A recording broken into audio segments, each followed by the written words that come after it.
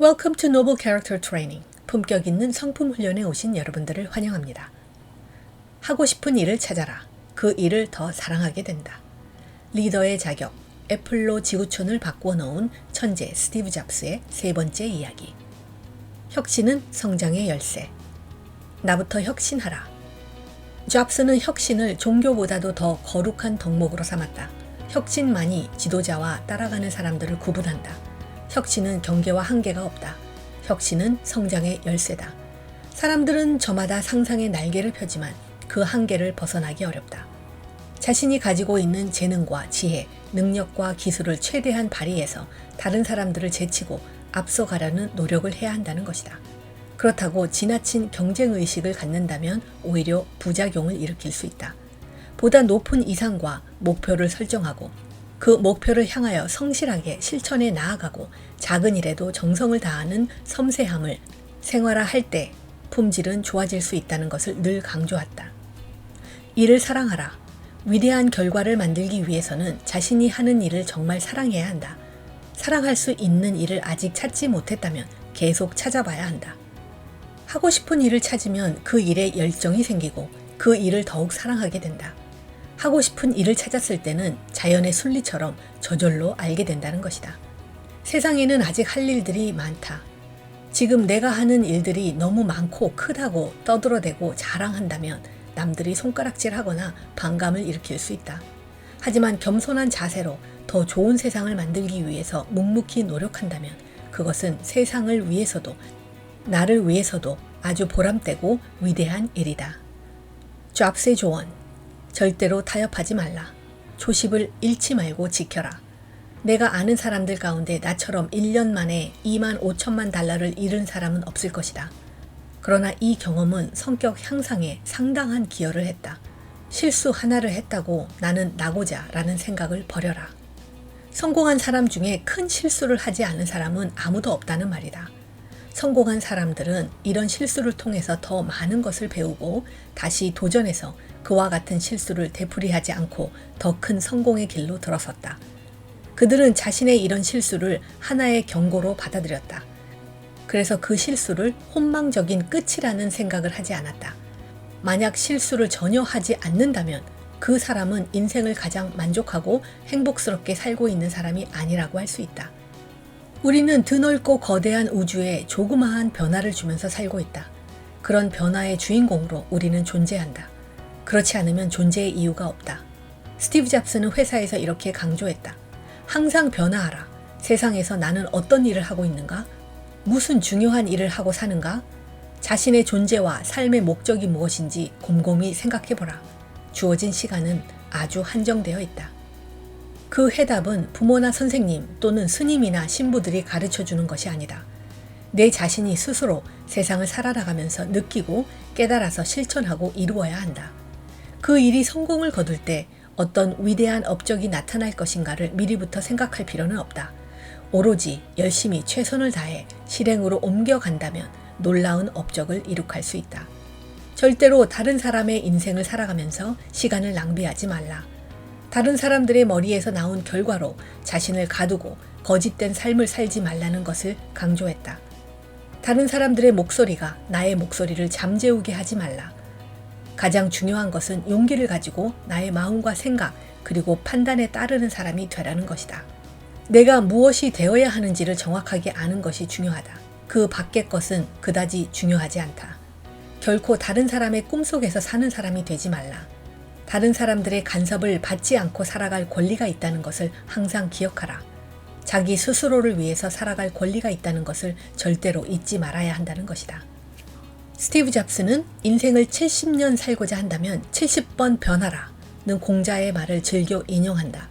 그러면서 세상을 사랑하는 동안 예기치 못한 일들이 70번이 아니라 700번도 더 될 것이라고 강조한다. 그만큼 어려운 상황들이 많다는 이야기다. 잡스의 조언. 변화에 유연하게 대처하는 사람이 성공한다. 세상은 생산자 중심이 아니라 사용자 중심으로 바뀌고 있다. 강한 쇠는 부러진다.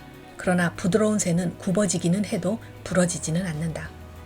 세상의 흐름이 바뀌고 있음을 깨달은 스티브 잡스는 최고의 기술을 고집하면서도 사용자들이 불편해하는 기능이나 시장이 거부하는 기술을 과감히 빼버리고 소비자가 원하는 제품을 만들었다. 그리하여 시장의 흐름을 애플로 돌리는 데 성공한 것이다. 부러지는 쇠로는 승부에서 밀려난다. 최후의 승자가 되려면 최고의 기술이라고 고집을 부렸던 그였지만 부러지지 말고 휘어지는 일이 있더라도 그 길로 가야 한다는 것을 깨달았다. 길을 가다 보면 막힌 길도 나오고 낭떠러지도 만난다. 여기서 당황하고 멈춰서면 그걸로 끝장이다. 다른 길을 찾아야 계속 나아갈 수 있다. 세상의 길이 갑자기 막히거나 뚝 끊어진 곳은 없다. 찾다 보면 반드시 어디론가 돌아가게 되어 있다. 성미가 급한 사람은 위기를 만날 경우 돌파구를 찾지 못하고 방황하지만 느긋한 사람은 돌파구를 찾아내는 경우가 많다. 개인용 컴퓨터는 온라인상에서 지구촌의 국경을 허물어 놓았다. 하지만 개인용 컴퓨터는 단점과 장점이 서로 공존한다. 그 장점은 친구와 팬들 사이의 친밀한 관계에서 발생되는 높은 신뢰도를 자랑한다. 이를 바탕으로 빠른 소통과 피드백이 가능하다는 점이다. 그러나 단점으로는 이용자들은 다른 사람의 시선을 의식한 나머지 자신의 프로필, 사진, 생각, 담벼락에 남기는 글 한 줄까지도 매우 다듬게 된다. 그만큼 보이지 않는 제어에 지배를 받는 것임을 모른다. 더구나 개인 프로필을 다듬는데 정성을 들이는데 이는 곧 자신의 개인 정보를 노골적으로 드러내는 결과가 된다는 것을 인식해야 한다. 이때 사용자는 자신의 프로필이 알몸 상태가 되어 컴퓨터에 떠돌아다닐 것이라는 사실을 전혀 느끼지 못한다. 그러한 이유에 대해서 이용자들이 미처 생각하지 않는다. 그러나 적어도 한 가지는 꼭 명심해야 한다. 매우 호의적인 반면에 노골적으로 상업적이라는 것을 잊어서는 안 된다는 것이다. 또한 사회적 정화의 효과라는 것에도 유의해야 한다. 사람을 설득하라. 사람들은 대체로 다른 사람들 앞에서 자기를 두드러지게 드러나 보이고 싶어 한다. 공식적인 자리나 연설 같은 데에서는 더욱 그런 경향이 두드러진다. 애플은 박스를 넘어선 회사이다. 박스는 일정한 틀을 의미한다. 그래서 박스 안에 들어앉아 생각하는 사람들이 아니라 박스를 나와서 활발하게 일하면서 창조하는 사람들, 세상을 바꾸는 사람들이 일하는 회사라는 뜻이다. 목표는 멀리, 높게 두어라. 미래 세계는 아무도 알 수 없다. 그래서 불확실하다. 그렇지만 불확실한 시대일수록 미래를 향한 꿈의 날개를 펴고 달려가야 한다. 그냥 막연하게 주어진 일만 열심히 한다고 해서 희망의 꿈을 이룰 수는 없다. 21세기를 두뇌 파워 시대, 곧 지식사회라고 말한다. 두뇌가 인간을 다스리고 탁월한 지식이 사회를 지배하며 권력을 창출한다는 의미이다. 두뇌 파워가 약하면 지식이 제 기능을 내기 어렵다. 두뇌 파워는 지식을 창출하고 능력을 관리하며 지식을 활용하는 리더십의 근본이다. 두뇌 파워는 곧바로 경쟁력이 된다. 두뇌 파워는 지식이 어떤 일을 해야 하고 또 어떤 일을 하지 말아야 하는지를 다스린다. 두뇌 파워는 지식과 기술을 통제하여 성공 신화를 이룩하게 하는 열쇠이다.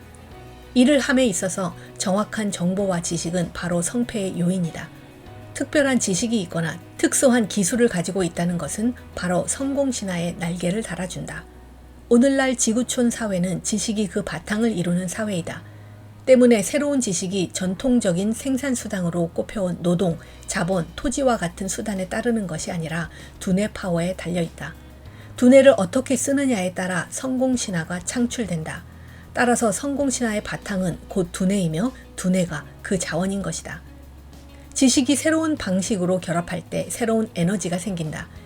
옛날에는 아무 쓸모도 관심도 없는 것처럼 여겼던 일들이 새로운 아이디어로 반짝반짝 빛을 내면서 엄청난 부를 안겨준다.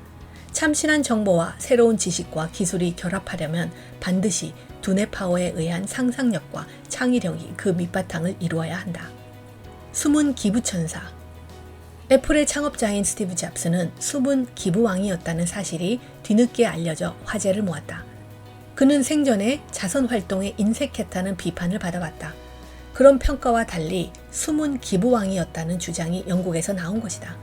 영국 일간 데일리 메일은 애플의 최고 경영자인 팀 쿡과 스티브 잡스의 친구인 록밴드 U2의 리드 싱어인 보노 등을 인용해서 그런 사실을 밝혔다. 팀 쿡과 U2의 리드 싱어이자 사회활동가인 보노가 밝힌 사실은 이렇다. 스티브 잡스가 캘리포니아 스탠퍼드 병원에서 5천만 달러, 하나 약 562억 2천만 원을 기부했으며 기부금은 현재 어린이 병동과 새로운 병원 건물을 만드는 데 사용되었다. 그리고 잡스는 아프리카 에이즈 퇴치 운동에 소중한 역할을 했다. 잡스는 자신이 주도하고 있는 에이즈 퇴치 프로젝트인 레드의 주요 후원자이고 국제 에이즈 퇴치 기금을 적극 지원하였다. 그런데도 잡스가 기부 활동에 인색하다는 비판을 받는 것은 다른 자선 사업가와는 달리 자신의 선행을 알리지 않았고 얼굴을 가린 채 기부 활동을 해왔기 때문이라고 데일리 메일은 그 배경을 설명했다. 스티브 잡스의 2005년 6월 스탠포드 대학교 졸업식 연설. 잡스는 2005년 6월 스탠포드 대학교 졸업식에 참석하여 자신의 삶과 죽음에 대한 진솔한 3가지 이야기를 하였다. 첫째, 점을 잇는 것. 둘째, 사랑과 상실. 셋째, 죽음에 관한 이야기다. 두 번째 이야기, 사랑과 상실에 대한 것을 요약하면 다음과 같다. 우리는 매킨토시라는 훌륭한 제품을 내놓았고 나는 막 30이 되었다. 나는 바로 해고됐다. 내가 어떻게 설립한 회사에서 해고될 수가 있는가? 그 뒤로 몇 달간 나는 뭘 해야 될지 몰랐다. 나는 내 이전의 기업인 세대들을 내가 물러나게 했고 그들로부터 받았던 바통을 또 넘겨준 것 같은 느낌이었다. 그러나 뭔가 천천히 보이기 시작했고 내가 해왔던 것을 아직도 사랑하고 있구나 하는 것을 알았다. 애플에서의 일은 그걸 조금도 바꾸지 못했다. 나는 쫓겨났지만 아직도 사랑하고 있었던 것이다. 그래서 나는 다시 시작하기로 했다. 그땐 몰랐지만 애플에서 해고된 것은 지금껏 내게 일어난 일 중에서 최고의 일이었다. 그로 인해 성공이라는 무거움은 다시 시작한다는 가벼움으로 대체되었다. 물론 모든 것에 대해 확신도 적었다. 그것은 나를 내 인생 최고의 창조적인 시기로 밀어넣었다. 그 다음 5년간 나는 넥스트라는 회사와 픽사라는 회사를 시작했다. 그리고 지금의 아내가 된 정말 놀라운 여인과 사랑에 빠졌다. 픽사는 세계 최초의 컴퓨터 애니메이션 영화인 토이스토리를 만들었고 이제 세계 최고의 애니메이션 스튜디오 자리에 올랐다. 이런 굉장한 일들 속에서 애플은 넥스트를 인수했고 나는 애플로 되돌아갔다. 넥스트에서 우리가 개발한 기술은 애플이 현재 누리고 있는 르네상스의 심장이다. 그리고 로렌과 나는 정말 행복한 가족이 됐다. 나는 내가 애플에서 해고되지 않았더라면 이 모든 일들이 일어나지 않았을 거라고 확신한다. 그것은 정말 쓰디쓴 약이었지만 환자였던 내게는 정말 필요한 약이었다. 때로 인생은 당신의 뒤통수를 벽돌로 때린다. 믿음을 잃지 말라. 나는 나를 전진시킨 유일한 힘은 내가 하고 있는 일을 내가 사랑했다는 점이라고 확신한다. 여러분들도 사랑하는 것을 찾아라. 연인을 찾을 때 진실하듯 일도 마찬가지다. 일은 인생에서 커다란 부분을 차지한다. 당신을 만족시킬 수 있는 유일한 방법은 당신이 위대한 일이라고 생각하는 바로 그 일을 하는 것이다. 위대한 일을 해내는 유일한 방법은 당신이 하는 일을 사랑하는 것이다. 아직 그런 일을 못 찾았다면 계속 찾아라. 안주하지 말라.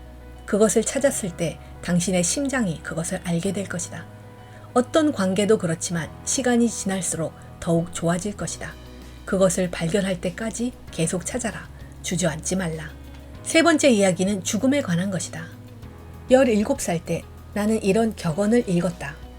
만약 당신이 하루하루를 마지막 날처럼 산다면 언젠가 당신의 인생이 분명히 옳은 삶이 될 것이다. 매우 인상적인 경고였다. 그로부터 33년간 매일 아침에 거울을 보면서 내 자신에게 물었다. 만약 오늘이 내가 죽기 전날이라 해도 나는 오늘 내가 하려고 했던 일을 할까? 그리고 아니다 라는 대답을 얻었다. 그런 날이 너무 오래 지속되자 나는 뭔가 바꿔야 한다는 것을 알았다. 내가 곧 죽을 것임을 기억하는 일은 내가 큰 결정을 내려야 했을 때 가장 중요한 판단 기준이었다. 모든 외부의 기대들, 모든 자부심, 모든 공포와 참담함 또는 실패 이런 것들은 죽음 앞에서는 아무것도 아니었기 때문에 정말 중요한 일만 남았다.